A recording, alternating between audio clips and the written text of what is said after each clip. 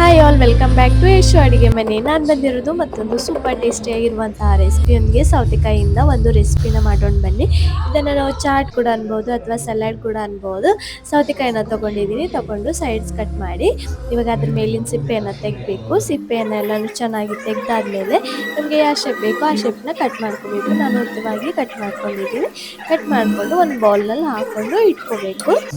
ಇವಾಗ ಮತ್ತೊಂದು ಕಡೆ ಒಂದು ಸಣ್ಣ ಮಿಕ್ಸಿ ಜಾರ್ ತಗೊಂಡು ಅದರಲ್ಲಿ ನಾವು ಇವಾಗ ಒಂದು 2 ಹಸಿಮೆಣಸಿನ್ಕಾಯಿನ ಹಾಕಿದ್ದೀನಿ. ಖಾರ ನೋಡ್ಕೊಂಡು ಹಾಕಬೇಕು. ನಿಮಗೆ ಹೆಚ್ಚಿಗೆ ಬೇಕಂದರೆ ಹೆಚ್ಚಿಗೆ ಕೂಡ ತಗೋಬೋದು. ನಾನು 2 ಹಸಿಮೆಣಸಿನ್ಕಾಯಿನ ತಗೊಂಡಿದ್ದೀನಿ.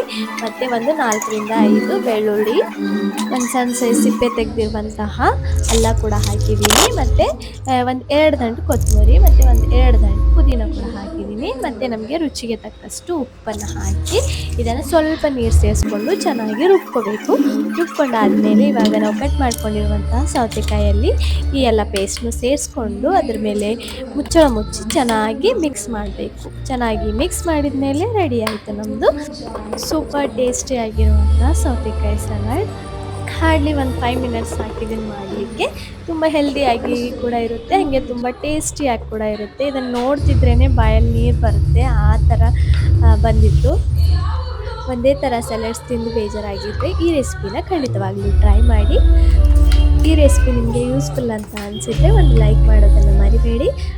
ಹಾಗೆ ಇಂಥ ಹೊಸ ರೆಸಿಪಿಗಳಿಗೋಸ್ಕರ ನಮ್ಮ ಚಾನಲ್ನ ಸಬ್ಸ್ಕ್ರೈಬ್ ಮಾಡೋದನ್ನು ಮರಿಬೇಡಿ. ಮತ್ತೊಂದು ವಿಡಿಯೋದಲ್ಲಿ ಮತ್ತೊಂದು ರೆಸಿಪಿಯೊಂದಿಗೆ ಸಿಗ್ತೀನಿ. ಅಲ್ಲಿವರೆಗೂ ಬಾಯ್.